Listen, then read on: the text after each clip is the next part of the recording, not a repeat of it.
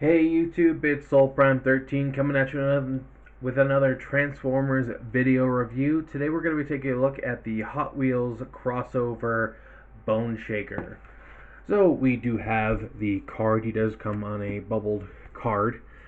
Here we have some artwork of Boneshaker in vehicle and robot mode. It's Transformers, Hot Wheels, Mattel. On the back we got our product shots, we got our crossover logo, there's his robot mode, vehicle mode, he is 5 inches or 12.7 centimeters, and then we have all our legal stuff. So that's pretty much it for the packaging. And we do have a lovely little instruction booklet. So there is that. But here we have the vehicle itself with the world's biggest stick shift. At least I'm assuming that's what that is. But yeah, it does have a little Autobot skull and crossbones on it. And he is an Autobot despite the appearance. Do get the Hot Wheels logo here in the flame decals. Does have the open canopy with seats and a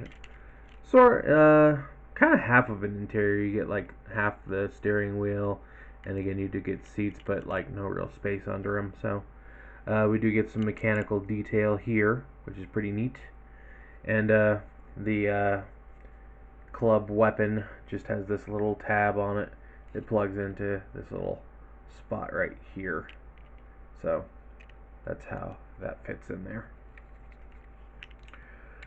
We do have some nice silver for the engine block and the exhaust, as well as the skull in the front.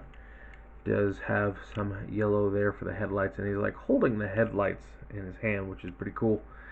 And then a little bit of red there for the suspension. Do get some little robot bits on the bottom, but nothing super standing outy. But yeah, overall a really cool design and pretty fun. Does roll very well, being a Hot Wheels crossover, as well as having very nice pinned in wheels. So that's cool. And again, we get more of that flame decal on the doors as well. Just an overall really radical design. But we'll do a couple of quick size comparisons. Here he is next to another open top vehicle, being our recent reissue of Beachcomber. Yeah, a little bit. So there's that. And just to put him next to a Voyager, here he is next to Soundwave and Buzzsaw flying off. But there is that.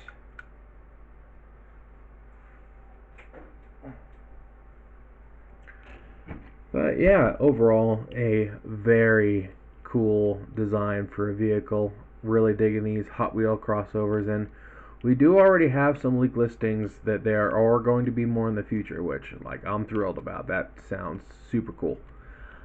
These two are definitely very fun figures. This guy actually is quite a bit more complex than his partner Twin Mill. But overall, he still is, deluxe size. But we will now get into the transformation. So to start, we're going to come down here and we are going to pull these exhaust pieces down, like so, and like so. Then we're going to bring these whole wheel sections up to the side, like so.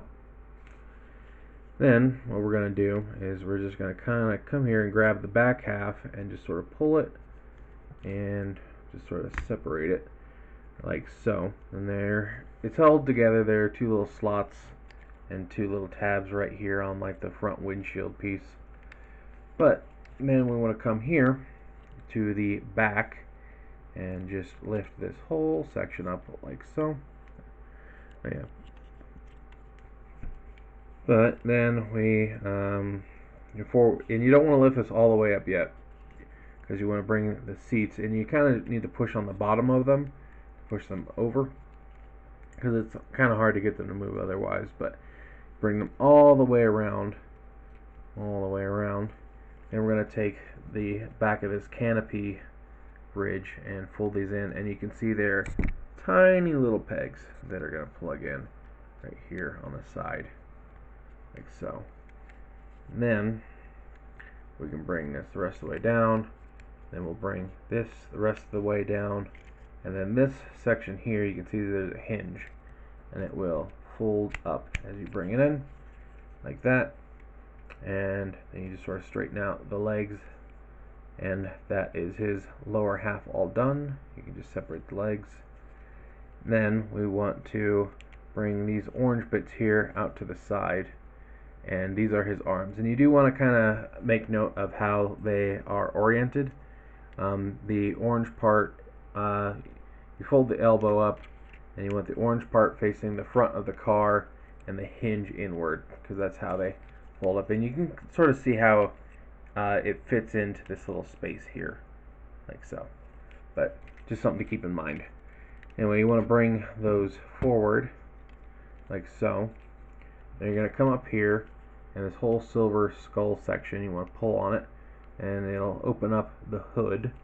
Then you can bring this whole section down like so. That'll reveal his head. Then you want to bring these arm pieces forward. You can see there's a little tab right here. You want to bring that whole thing forward, and there are little slots here behind these like holes that are the headlight molding. And then you can just close this whole thing up, and that'll lock everything in place.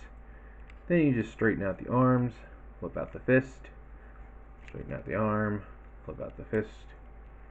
Then you want to rotate his head 180.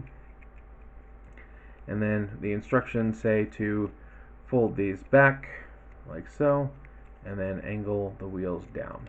But they don't really tab in or anything, so if you want to like pose them differently, or you know, have them out to the side sort of like this, I think that looks pretty cool too. But that's just what the instructions say. But there we have him in his robot mode. And he's not like super, you know, difficult or anything, but he just does have a more involved transformation. Actually, apparently he's 22 steps, whereas Twin Mill is 21. Feels like he's a lot more involved though.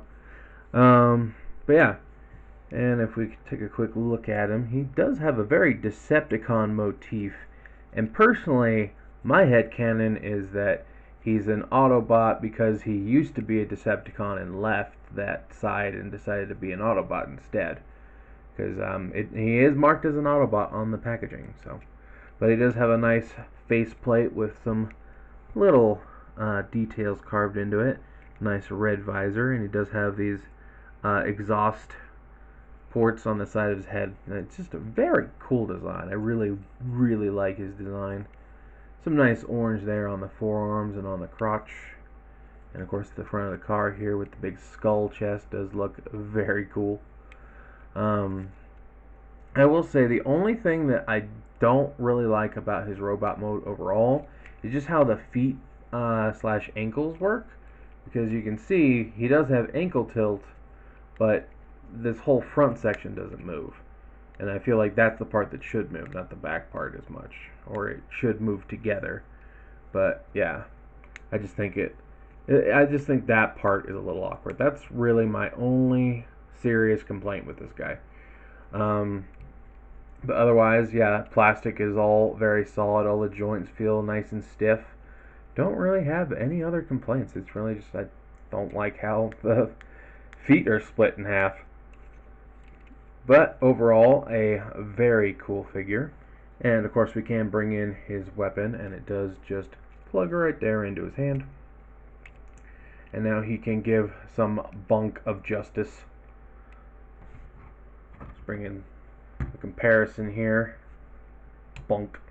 It's okay, he has head protection. But here he is with one of our other crossovers, the NFL helmet line. So you can see how they stack up. And here he is with his partner Twin Mill. See how they stack up together.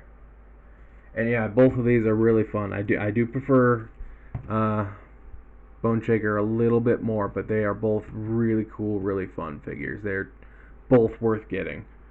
I honestly recommend that you get them both. They're both just really good, really fun figures. And just for a quick Voyager comparison, here he is next to Animated Optimus.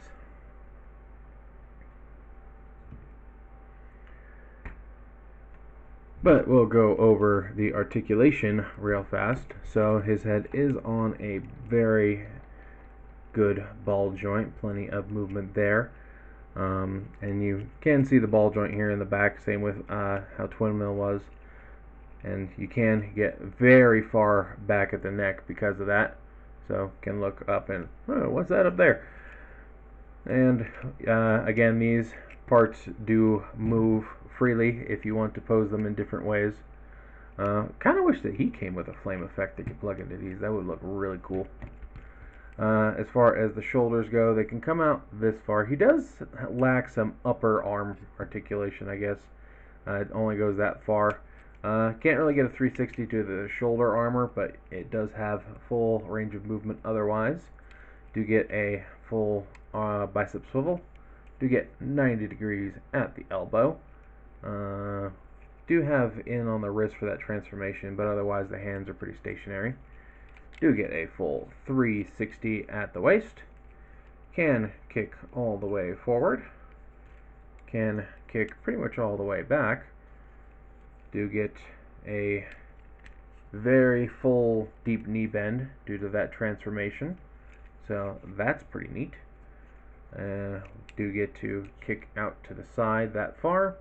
Again, you do have the ankle tilt on that piece, which is basically just the seat. So, but yeah. Let's see. Oh yeah, and thigh swivel, that as well. But yeah, just that ankle bit with the feet splitting, that is really my only complaint with this guy. Just it also looks weird because like he's got these square chunks and then the back half, and like I don't think I really need to go into it too much more. I've already sort of expressed that, but yeah, that would be the one change I would make, is make the whole section move together. Maybe put the ankle like up here, but it is what it is. Definitely could be worse. But yeah, overall a very cool design, a very fun figure. I really do dig these Hot Wheel figures, and I'm looking forward to whatever they cook up next. And yeah, just another solid hit from the crossover line. So super happy to have these guys in hand now. But I think I've really said everything I want to say about this. I probably should give him a rating. I would definitely give this guy like an 8.5. I kind of want to give him a 9, but those feet really do bother me. They bother me a lot. But yeah, I think an 8.5 is fair because he's got a really cool design, a fun transformation, and he's a very edgy Autobot. So yeah, I think that's everything I want to say, so I'm going to go ahead and wrap up this review, and this is Soul Prime 13 saying transform and soul out.